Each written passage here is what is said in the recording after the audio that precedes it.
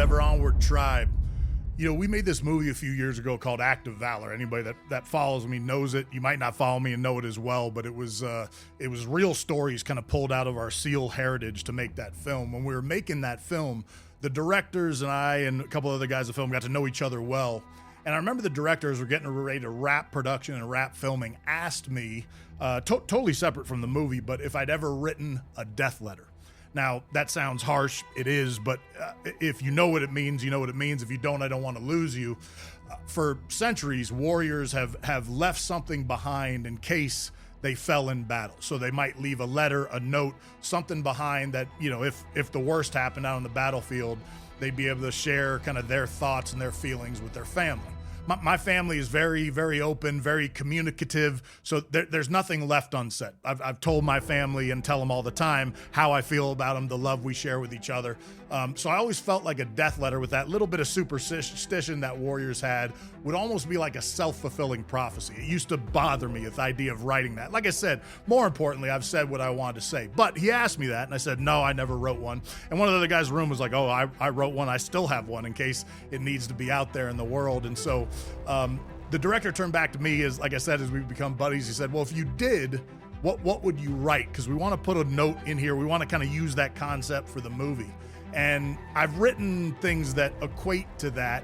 I put one in my first book where I kind of did a whole page or a page and a half to kind of what I want my daughters to know.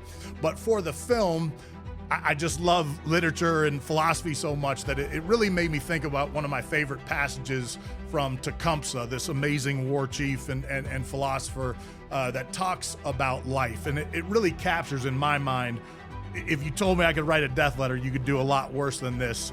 And so I'll share it with you. I want to read it so I don't mess anything up. So live your life that the fear of death can never enter your heart. Trouble no one about their religion. Respect others in their view and demand that they respect yours. Love your life. Perfect your life. Beautify all things in your life. Seek to make your life long and in purpose to the service of your people. Prepare a noble death song for the day when you go over the great divide. Always give a word or a sign of salute when meeting a stranger or passing a friend when in a lonely place. Show respect to all people and grovel to none. When you arise in the morning, give thanks for the food and for the joy of living. If you see no reason for giving thanks, the fault lies only in yourself.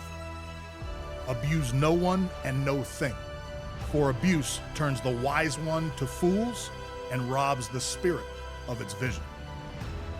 When it comes your time to die, be not like those whose hearts are filled with the fear of death, so that when their time comes, they weep and pray for a little more time to live their lives over again in a different way. Sing your death song and die like a hero going home. Ever onward.